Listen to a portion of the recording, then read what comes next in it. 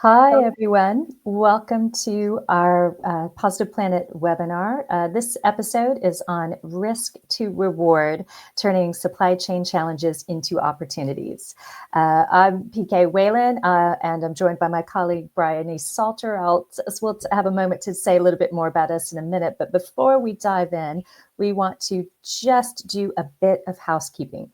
So unmute your device after joining so you can hear the webinar and hear all of us.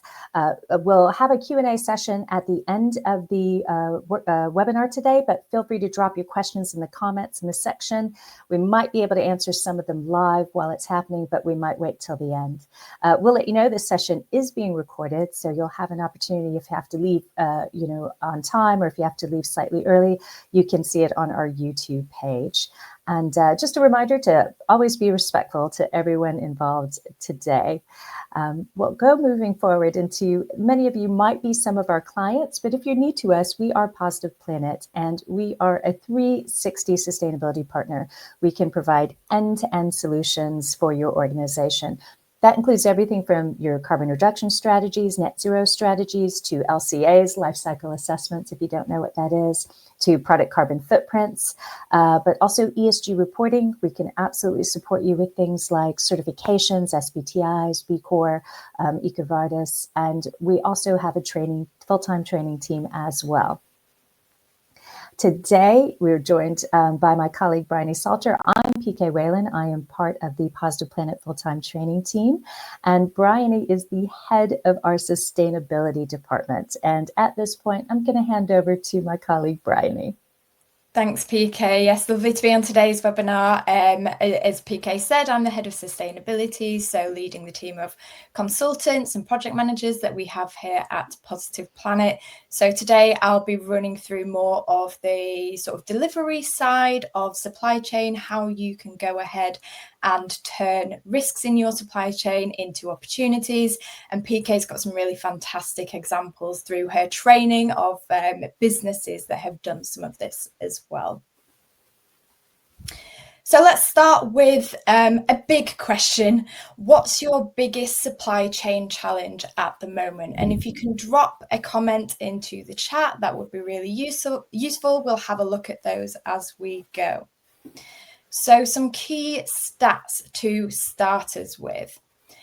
So 60 to 90% of a company's carbon footprint typically comes from its supply chain, and that correlates often with spend.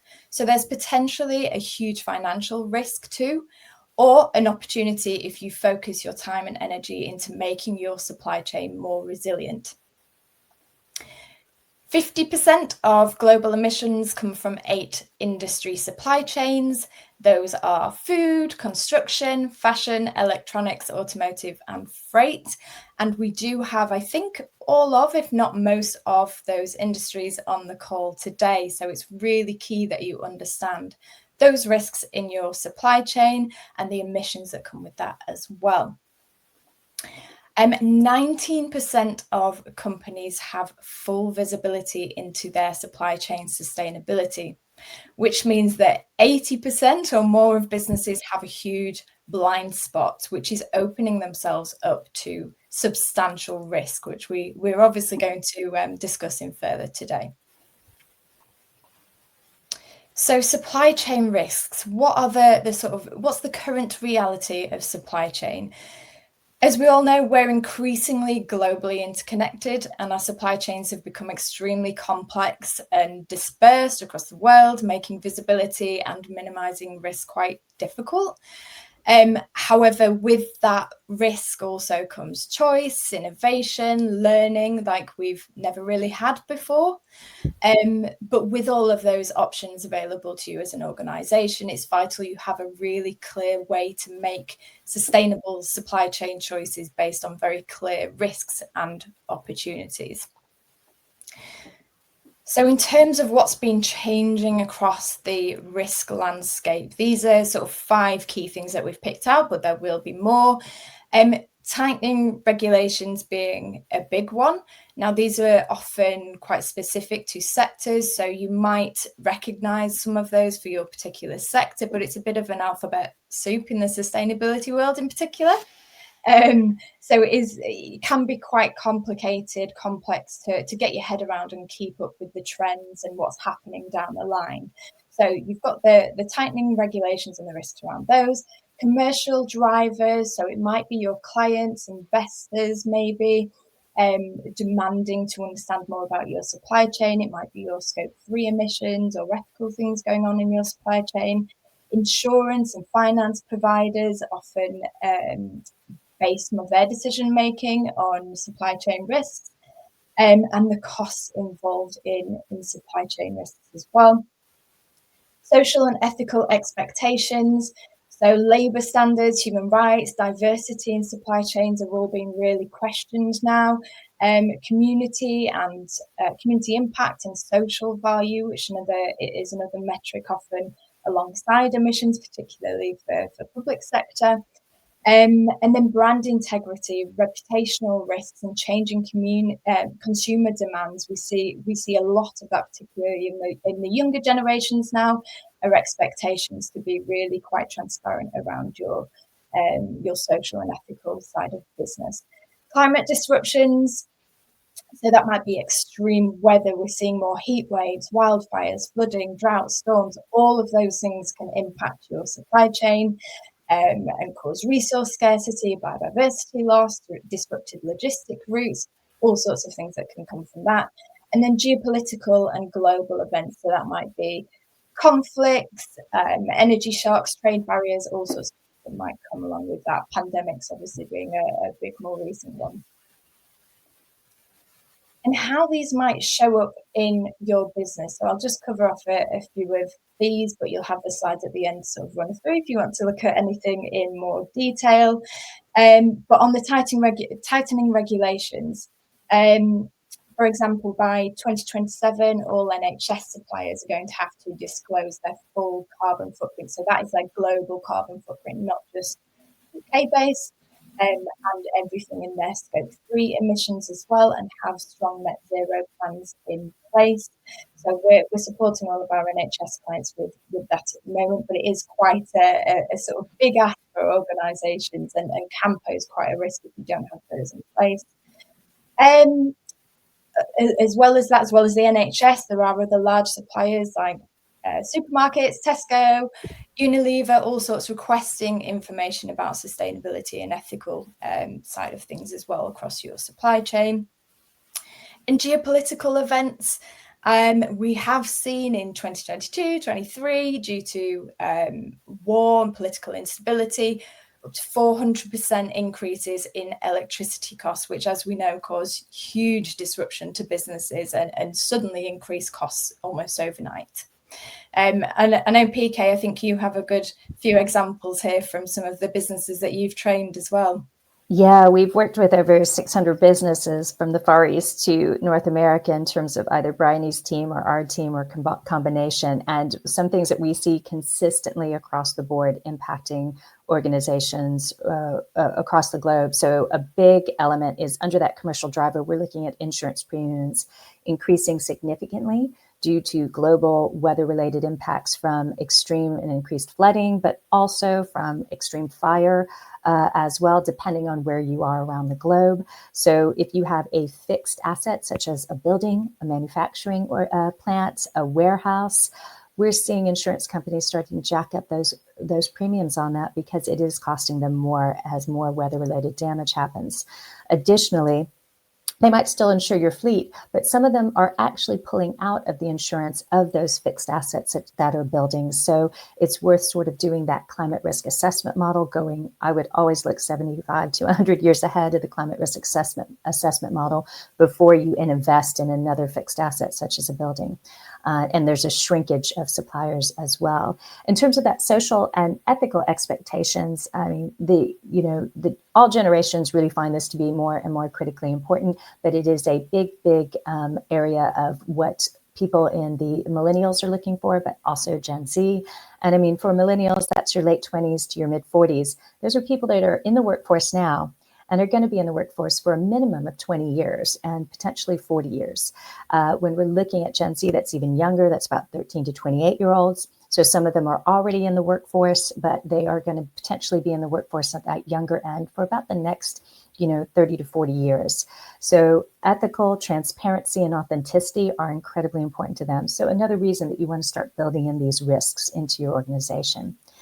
In terms of climate disruptions, we've got a few examples there on the board, but one thing that I want to highlight is we all remember that 2022 heat wave that was felt globally. And our global supply chains were significantly impacted by that one global heat wave. So hydropower plants in China, they just did not have enough water to be able to have enough energy to power at 100%. So they had to dramatically lower the amount of power. Certain factories weren't able to have access to power. That impacted the supply chain globally. The Rhine River got really low, and it meant that we were not able to have enough of our shipping go through that we would normally have. That impacted the supply chain in Europe. In Europe, we were also impacted by French nuclear power plants. The water source, which is very critical in terms of keeping those rods cool, the water source was not as robust as needed, so they had to dramatically lower their power output. And in the Americas, there was the Panama Canal that really got quite low as well. So in those shipping related areas, you had those ships just hanging out in the ocean that couldn't get through. So that one heat wave impacted the supply chain distribution across the globe. So something to consider. And Bryony's already talked about the geopolitical and global events. So how can you then turn these risks into resilience and reward? So we've identified 3 key shifts. So moving from compliance into seeing that more of an innovation opportunity, from transactional interactions with your suppliers into collaborative ones, and from opaque, maybe data, into being really transparent with your stakeholders, your customers, your employees perhaps, but moving into transparency. And all of these really help you to become a more resilient organization. That's what all of this really is about, is becoming more resilient, more proactive, so that you're shock-proofed from some of these events that might happen going forwards. So if we look at shift number 1, moving from compliance to innovation. So really this is about using sustainability challenges to rethink your products and services. We've popped a few examples across these slides of some of the sectors that are on the calls today. So hopefully this relates to you. But there will be more as well. But on here we have a few manufacturers, so medical device manufacturer, clothing manufacturer, food and drink producer, for example. All of those might be needing to meet compliance challenges, so they might need to do a life cycle assessment of a product, for example. But if you see that as an opportunity to innovate, it can be really rewarding for the organization. It might be looking at redesigning products and finding areas to sort of cut costs, adopt circular materials and services. For example, I've worked with a brewery where we saw this as a real opportunity to reduce material costs. We were reducing weights and reducing the sort of shapes and sizes of bottles that were being produced, which reduced logistics costs and material costs across their sort of supply chain, as well as address sustainability challenges and reducing emissions. So there's some really important opportunities here that really shouldn't be missed if you are having to do this for compliance reasons, or if not, it's a great opportunity to innovate.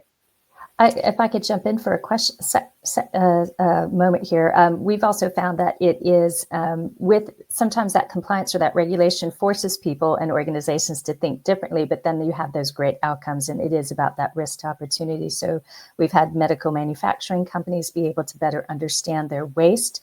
All of our medical things, such as syringes, those need to be up to an incredibly high standard, and sometimes maybe those millimeters on that actual syringe might be slightly off. off when it's shipped to the medical manufacturing company. Well, all those have to be discarded. But after these organizations engaged with us or with a consultant and had training, they realized they could actually find another solution for that waste product that can then get recycled and turned to something else. So sometimes there's really fantastic opportunity around that circular economy element as well. Fabulous. So shift number 2, from transactional interactions into collaborative ones. Sorry about that, Bernie. I clicked through a couple times. No problem. So we're really looking here at strengthening again that resilience through shared innovation, data, and aligned long-term commitments with your suppliers. So, for example, a business or professional services organization might want to look at opportunities to partner with organizations within the sustainability world. We've had the example, for example, where we've worked with HR organizations, accountancies, where they are being asked by their suppliers about the sustainability reporting requirements that they're having, and they can't answer those questions. So they're then wanting to look for partnerships with an organization like ourselves and really offer a sort of broader service to their clients, which obviously brings in more business for them. It helps them retain clients, but allows them to offer those broader services. Yeah, really nice. So the third shift from opaque to transparent. Transparency exposes, I suppose, vulnerabilities in your supply chain and allows diversification, but it also puts you on the sort of front foot, so you're much less likely to be caught out by anything, and helps stakeholders to sort of trust you as well as an organisation and a partner. And through that transparent reporting, you might be able to identify opportunities for energy efficiencies, perhaps, be able to really build trust, as I said, honesty and transparency into your branding and help you win that new business. Yeah, and we have some examples with organizations. I don't know if anybody's had an opportunity, probably not because we're all busy, to read Patagonia's recent reporting of holding their hand up and saying, we're not perfect just by the very fact that we have a business, we create emissions, we create waste on the planet, but holding their hand up and saying this is where we have not done great or where we haven't met our goals and targets, and then where we have. And I think that falls into that authenticity that's really critical for retaining talent and recruiting talent as well. But we like to say sometimes people, organizations and businesses, we want to hide the things where we haven't done so great and just highlight the good stuff. You want to be in charge of that message. You should be the one to go ahead and go, this is where we didn't do great. This is where how we're going to try to solve that. But here's where we don't know how to do this yet. Yeah, and if you haven't had a look at that Patagonia report, go look at it. It is a prime example of how to sort of admit where you've not had success, and really own that and move forward with practical ways to sort of decarbonize, improve your sustainability and your sort of ethical side of the business as well. Yeah, and additionally, just real quick, on top of that, it's a great way for us all to learn. We can learn from Patagonia's example, and thereby you're helping to share and inspire people to figure out other solutions as well. So in terms of how you can go about doing some of this, we'll look at a sort of practical framework for some of that right now. So we've identified a 5-step roadmap. I've tried to stick to 5 ends here, so they might not fully sort of fit, but help us to remember the sort of 5 steps. So step 1, map out your suppliers. So use your purchase ledger to map suppliers by spend, strategic importance, location, sector, influence, or sort of relationship that you have with them. There might be other areas that you want to include here as well, but it just depends on the business. But this is a really easy, quick way to get started with sort of understanding risks across your supply chain, and is a document that all businesses will have access to. So it's a really important and great place to start. Step 2 is measure. So quantifying, it might be your emissions, social risk, environmental hotspots, and even sort of rough data at this point is a really good place to start. You can then look at overlaying this information onto your supplier matrix that you've done before, the sort of supplier map. And those organisations that are maybe in regulated sectors or are SBTI validated might want to consider adding in internal carbon prices here as well to sort of quantify the financial business risk around carbon and emissions, which is something we can sort of go into more detail on. If anyone is interested, just contact us afterwards. Step 3 is models. So again, we're sort of mapping back onto the sort of initial supplier map here, but we can do desk-based research or geographical research to assess key risks, opportunities, and future trends. So you might be looking at the energy mix of the country that your suppliers are in, sector trends, policy drivers, material innovations for your top 5 to 10 suppliers perhaps, or it could be at your top 10% of spend across suppliers. So again, this sort of differs for each organisation, and it needs to work for you and your business. So that's something that you can look at how many suppliers you have and what's going to be feasible for you to do, and then improve on that year on year. Again, as I say, overlay that onto your supplier matrix and allow that to inform priorities. Step 4 is around mobilizing all of this information. So what are we going to do with it? Developing a targeted supplier engagement plan. So like I sort of mentioned previously, you might want to start with a subset of suppliers, it might be 5 to 10, and grow that out. And you're understanding throughout all of this what influence or relationship you have with those suppliers. Are they strategically important or not? Where do the risks lie? And that can help you to prioritize within this engagement plan, and also set targets and KPIs. So it might be we want to have engaged with 10% of our suppliers by 2030 and increase that year on year. But setting those KPIs, tracking them and monitoring them over time is really important. And then embedding some of that collaboration. So collaboration with your suppliers and understanding those shared challenges and solutions. And then step 5, multiplying. So scale what works. Share those best practices, but also challenges. As we've just mentioned, Patagonia is a really great example of that. Report your success, link it back to return on investment as well. So there's some really, really good ways to bring this back to finance if you're needing to sort of go back to the board, for example, and sort of show the financial impact of some of this engagement and supply chain work that you're doing. Attend industry forums and help steer progress within your sector as well, really becoming a sustainability leader and inspiring others. So there's loads of different ways that you can do this as well, but just multiplying and expanding that impact is a really important part of this journey. So if we just quickly look at how that might visually look for you. So this is an example of a supplier heat map. Obviously behind this is lots of information that goes into informing what these colours might mean. But this, for example, supplier A and B might be manufacturers, sort of core manufacturers for you. They're both strategically important. Obviously, there's quite a lot of spend that's going towards those suppliers. But supplier A is perhaps a larger manufacturer.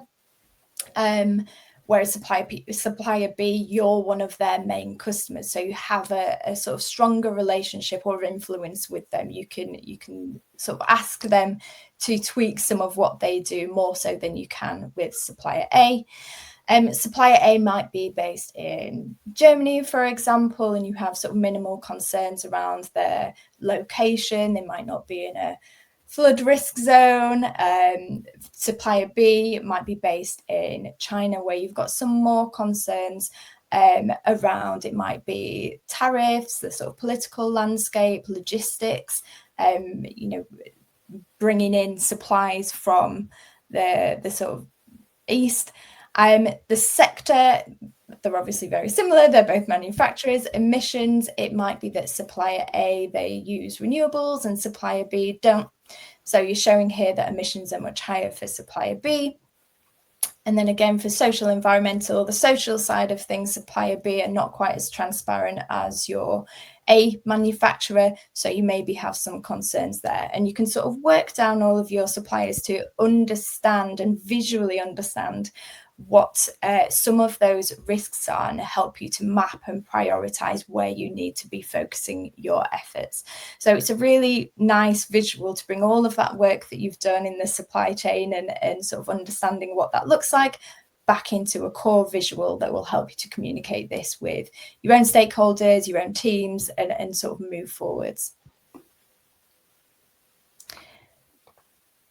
So sorry, go ahead. In terms of, I think we have a slide missing here. Yeah, we did. And I'm sorry, I think this is my fault. I think I uploaded it. There it is. Oh, I must have accidentally just clicked too fast. Apologies, everyone. And Bryony, just to let you know, we have about 4 minutes to the top of the hour. But yeah. Okay, no problem. I'll quickly run through this one. So on top of your supplier matrix, it's then really valuable to look at some scenarios, so scenario analysis. So here we're looking at the scenario, the potential risk and the potential opportunity if you were to sort of have some foresight, be proactive with some of this and really think about what those opportunities could be. So an example here, and I'm not going to run through them all, but one example might be that global conflict blocks a key trade route for ships that are transporting your goods from afar. The risk would be that you have to very quickly consider air freight, considerably increasing emissions and costs. But the opportunity might be that if you were to think about it earlier, you can research alternative, more local suppliers with suitable sea and land-based logistic options, which will provide you with more flexibility if one route were to be blocked in the future. So it gives you a bit more resilience if anything were to happen going forwards. And as we sort of alluded to earlier, things are happening more often. And we do have this large interconnected global supply chain and all the risks that come with that. So it is really important to understand those risks and plan for what if the worst happens, essentially. So key takeaways, things to remember: regulations and standards are tightening, as are social expectations. The 3 key shifts there that are turning risks into opportunities. Really take that time to map out your supplier risks and opportunities to enable proactive decision making and increase your resilience. It is a lot easier to get started with this than many businesses think, or it might be that they jump straight into sending a survey out to clients, for example, or to their suppliers rather, and don't get a huge amount of engagement back. So it's sort of pulling all of this back to what can we do on our own first. There are really sort of easy ways to get started using, it might be your accounts, like we've mentioned before, to get started on this journey and understand where those risks are in your supply chain, and then view your suppliers as business partners and work collaboratively to solve those shared challenges. And obviously we can be here to help if needed. We've covered quite a few of those bits already in what I've sort of spoken about: the spend-based supplier review, the supplier risk mapping and prioritization, that's supplier research, and readiness assessments, but the engagement part as well we can support with when it gets to that. So that might include things like surveys, but also workshops, webinars, and getting someone like PK potentially involved with upskilling your own teams. It might be your procurement team or it might be your suppliers. So there's loads that we can do around that engagement piece as well. So I'm just going to jump in real quick here, Bryony. I know we're coming to the top of the hour, but we're going to go ahead and dive into the Q&As. But I'm going to leave this QR code on while we have the Q&A session. So we've got some good questions in the chat. Amy and Jake have a couple questions regarding, one, she did ask about, Amy asked about the templates and where, a mapping. So it was great that we had the heat risk map, but then she asked, they've got over 200 suppliers. How would we recommend starting on a supplier heat map? And Jake had a similar idea, wanting to know more about that as well. Yeah, so we have this a lot from our clients. We do have some clients that have smaller supply chains, but we have those with, hundreds, if not more, suppliers. So it is a really key challenge that we see. Using your accounts is that really good first step.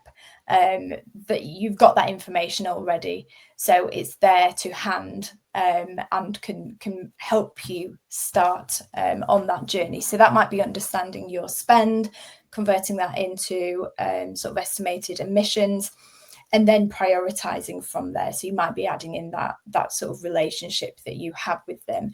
But once you're at that stage, we would not recommend initially going out and engaging with hundreds of suppliers. That's not going to be a good use of your time. You're not sort of prioritizing your actions there. So we would, and it is dependent on the organization entirely, but I would maybe pick the top 10 to 20 suppliers, or it might be look at the top 10% of spend potentially. So we have, for example, worked with a large retailer that purchases from, I think it was maybe like 400 suppliers of books and stationery and all sorts. And they needed to look at many more of their suppliers than maybe a service-based organization that we worked with. So we did have to expand that view for them, but do it in a very sort of efficient, structured way through looking at that spend-based assessment first. But it does differ for each client, but there is always a simple way to get started with this.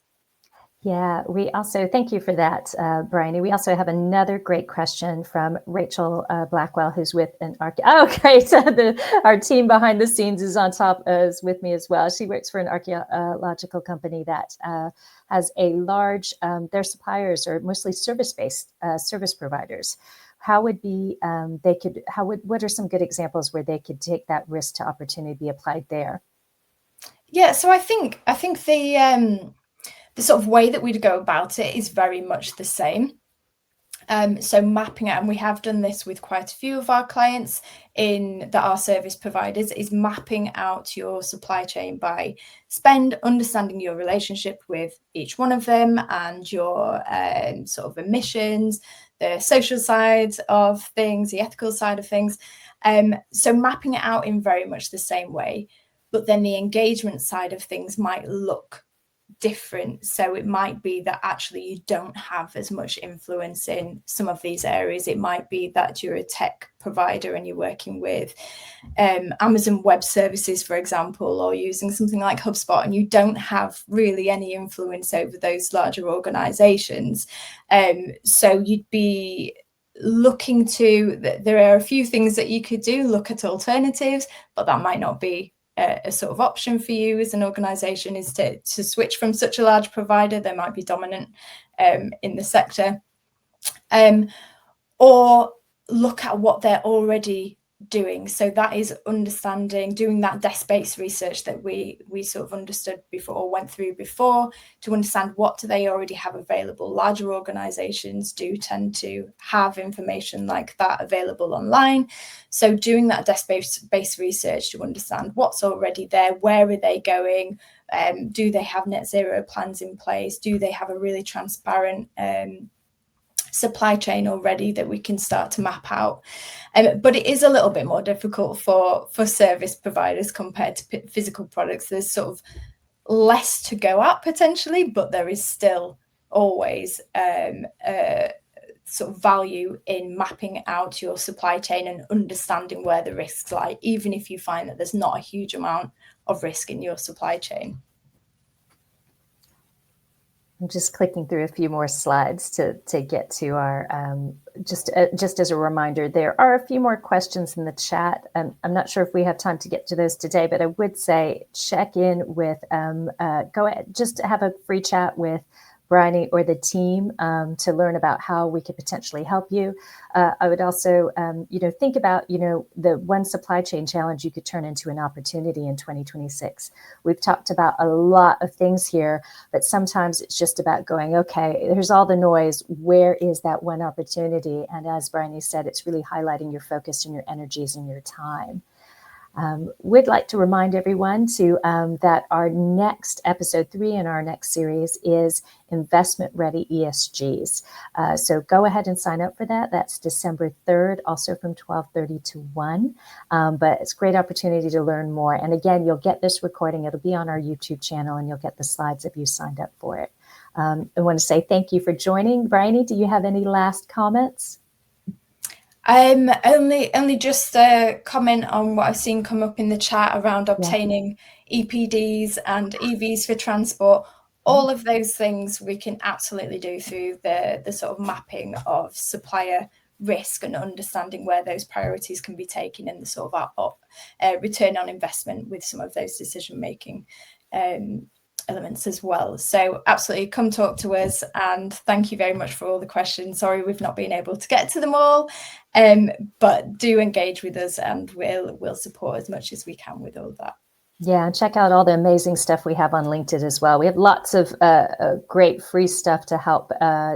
So you can look on there, look on our YouTube channel, and look back at all the other webinars. Again, thank you so much for joining us, and we hope to hear from you, and we hope this was valuable for you as well.